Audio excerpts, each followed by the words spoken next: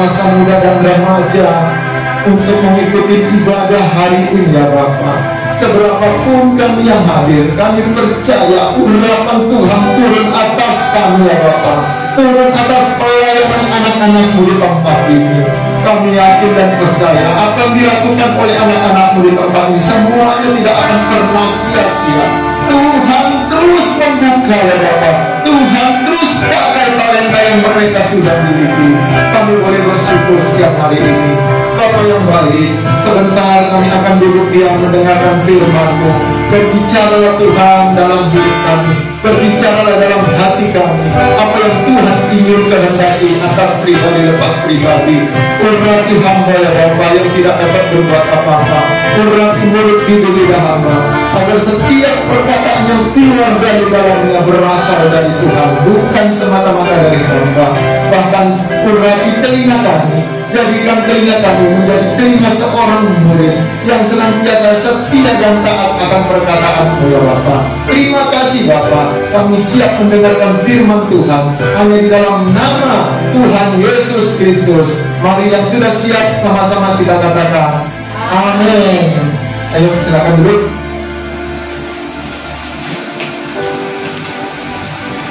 Shalom.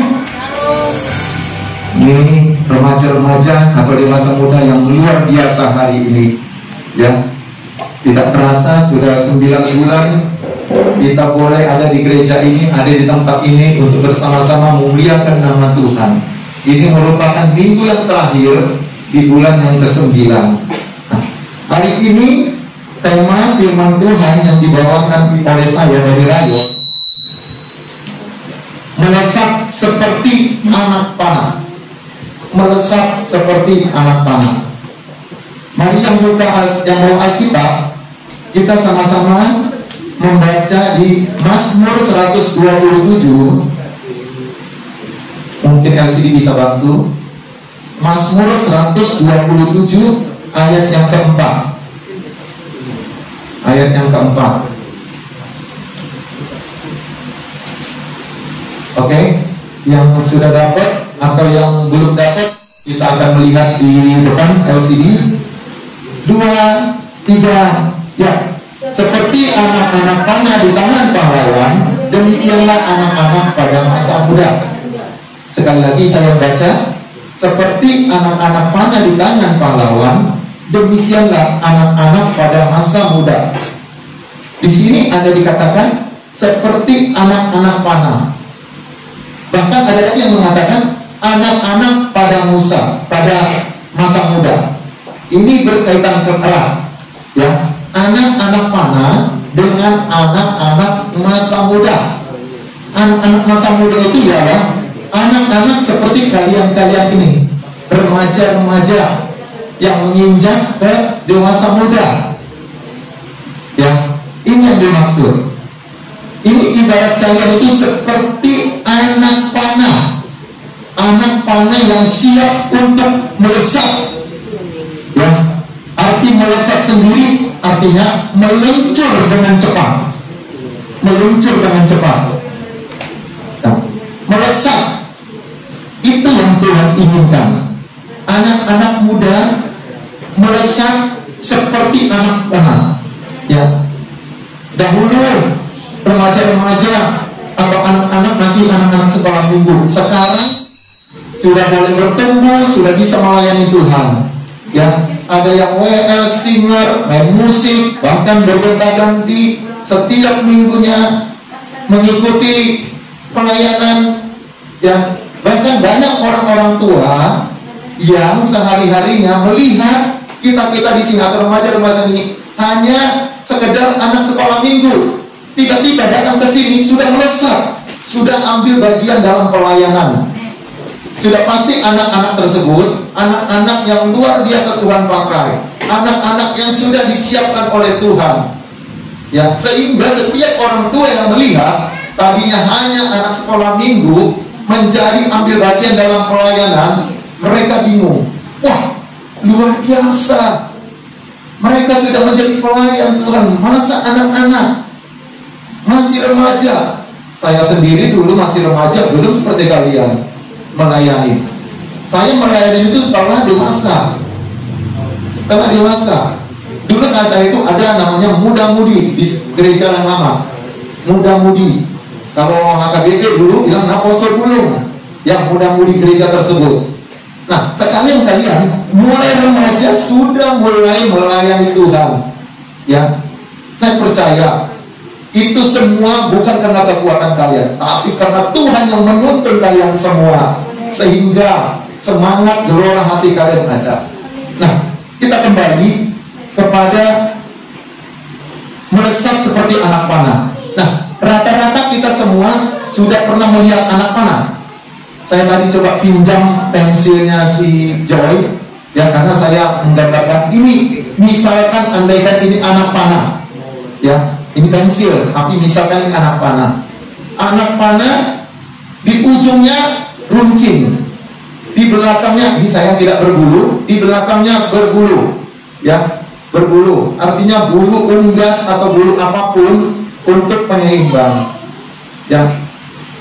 Ini melesat secepat ketika pemanah atau pahlawan. Biasanya kalau teman-teman pernah menonton film-film sekuler, ya, film kartun atau Robin Hood, ada yang pernah nonton Robin Hood?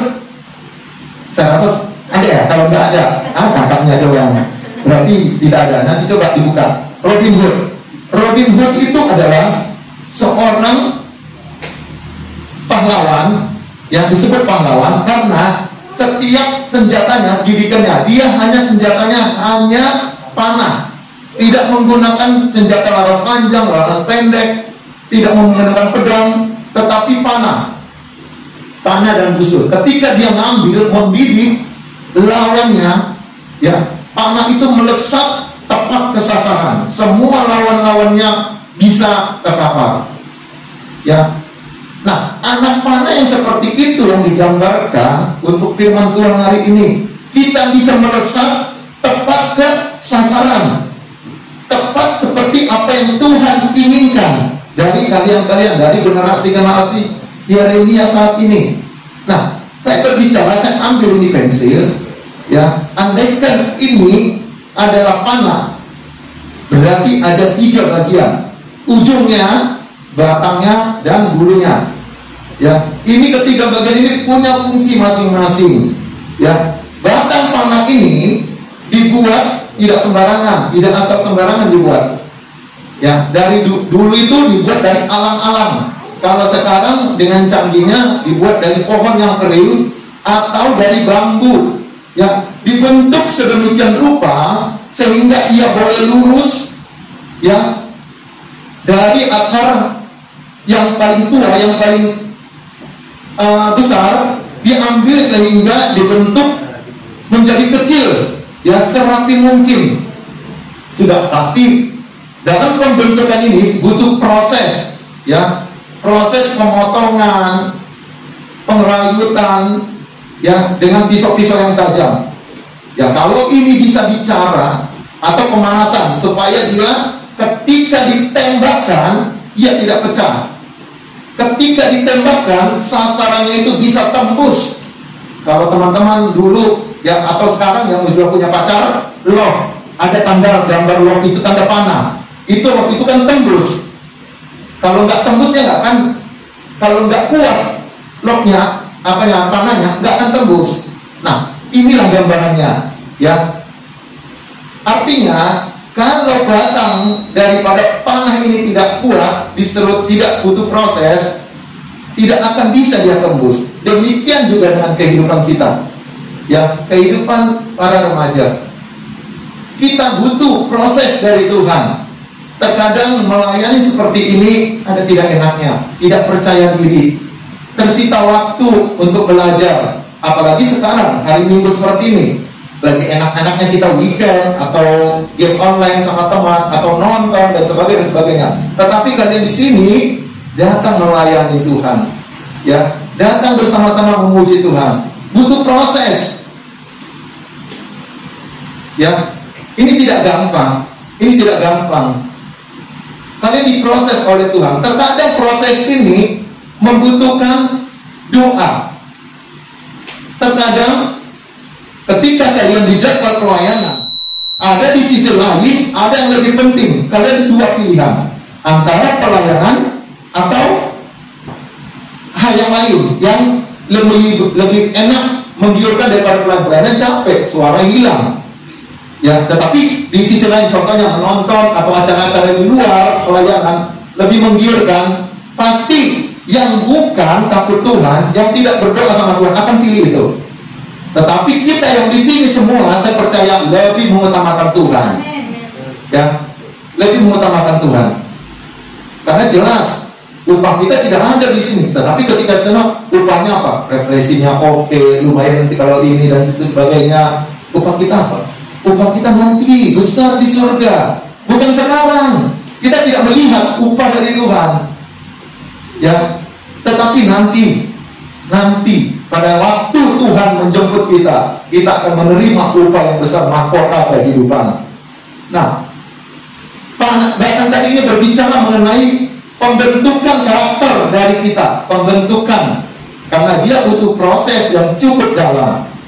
Nah, tapi pembentukan yang dibutuhkan Allah untuk merubah karakter kita, untuk merubah pribadi kita. Tadinya pribadi kita cengeng, kita malu, tetapi ketika kita sudah masuk butuh proses di tempat ini, kita bisa maju, bisa kita ambil bagian dalam pelayanan, main musik. Tidak harus main musik juga. Kita bisa mungkin dengan kita berbicara, membawa orang lain untuk beribadah, itu juga butuh pembentukan. Tidak harus melayani seperti mimbar. Ya, perlu pembentukan. Nah, terus yang kedua, ujung panah.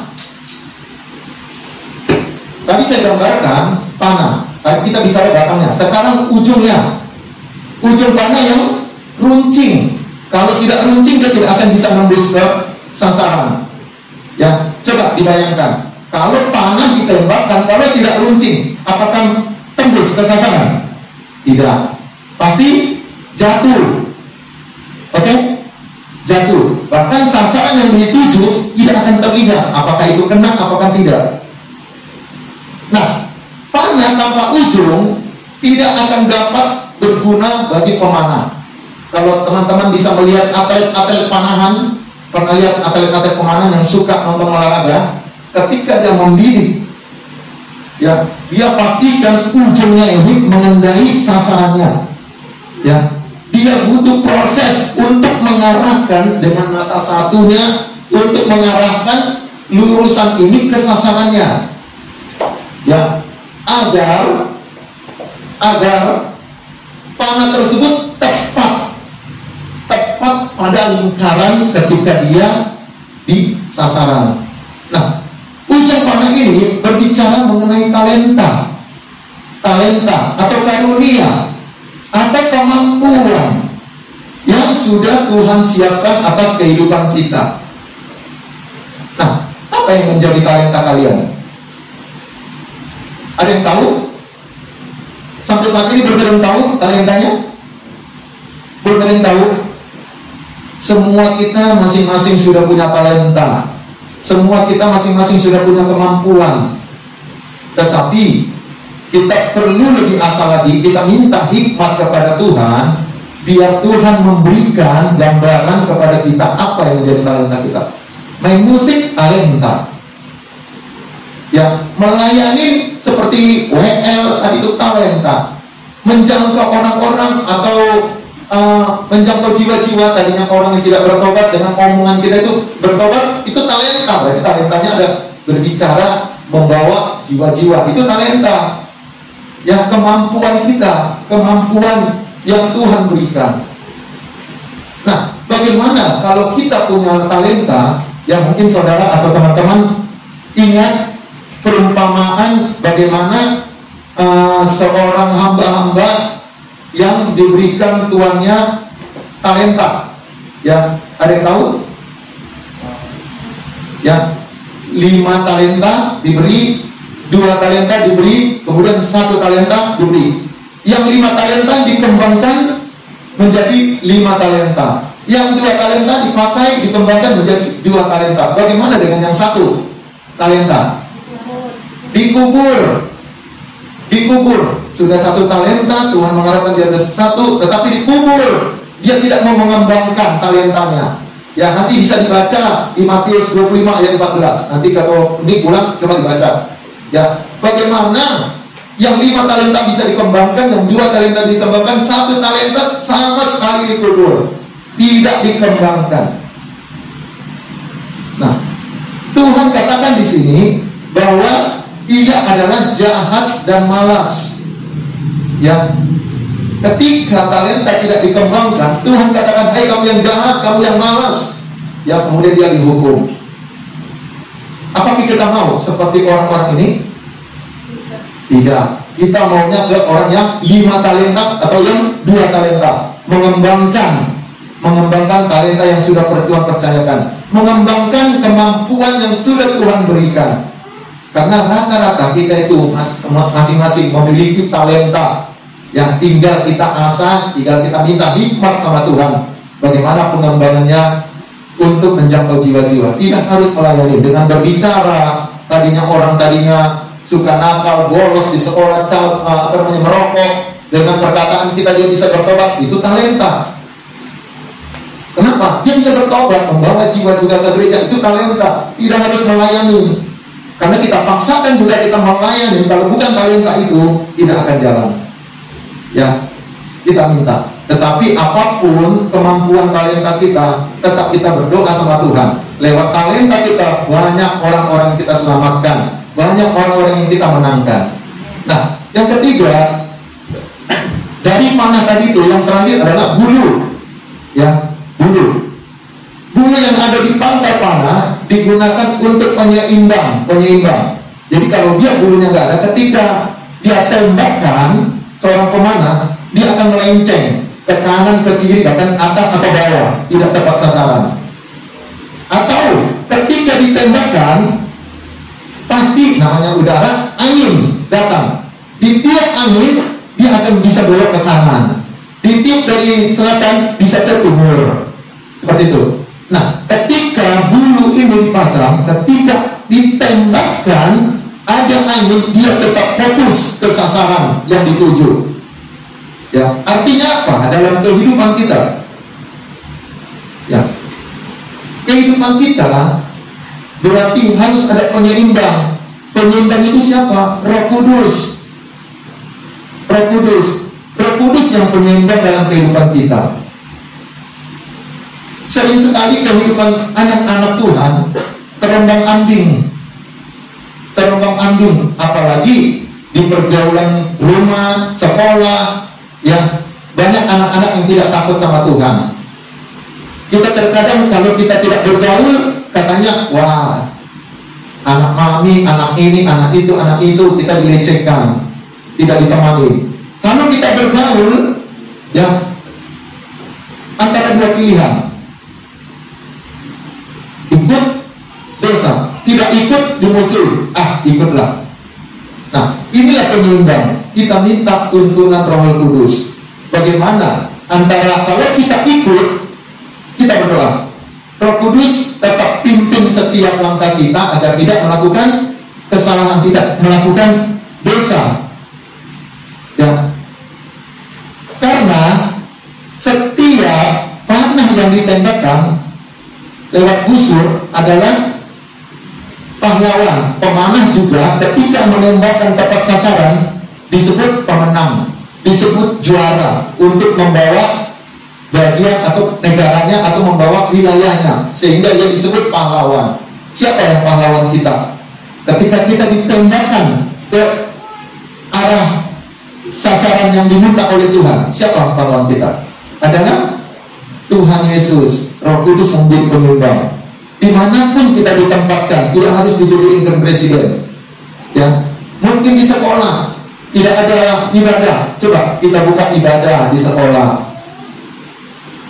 Kalau ada ibadah itu lebih baik. Kalau tidak ada ibadah, ya kita minta Bu Guru, Pak Guru, boleh nggak kita melakukan ibadah? Coba. Memang berat, apalagi kita sekolah-sekolah negeri. Biasanya sekolah-sekolah negeri itu masuk ke kurikulum agama seberang. Kalaupun tidak, kita di luar dan kita minta nilai di luar. Karena anak-anak saya juga demikian. Ya, tetapi percaya, kita ditempatkan situ di sasaran yang tepat, ya, ada fungsinya, ada gunanya. Sebab itu kita minta tuntunan daripada pahlawan kita, Tuhan Yesus, bahkan penyeimbang kita, biar kita tidak salah melangkah, kita tidak jatuh ke dalam dosa-dosa. Ya, saya percaya apa yang kita lakukan saat ini, kalian itu merupakan anak-anak panah. Ya, karena itu anak-anak panah siap untuk dilesatkan pada sasaran yang tepat. Ya, agar kita semua menjadi pemenang. Amin. Mari kita berdoa.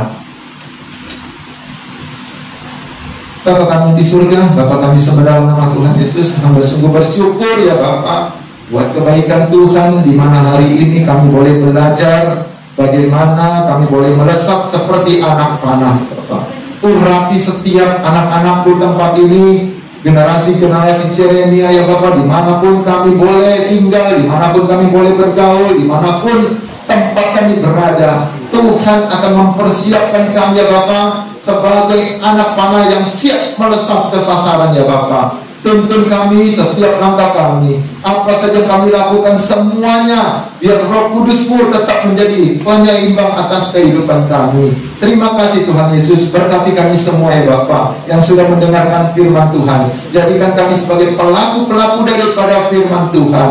Bapa, jadikan kami Bapa menjadi kepala bukan menjadi ekor. Apa saja kami kerjakan dilakukan oleh anak-anak-Mu, semuanya Tuhan buat berhasil. Bahkan studi daripada anak-anak-Mu, Tuhan memberikan mereka studi yang luar biasa, ahli di dalam bidangnya Bapa. Terima kasih Bapa, terpujilah nama-Mu. Dalam nama Tuhan Yesus kami sungguh mengucap syukur. Haleluya. Amin.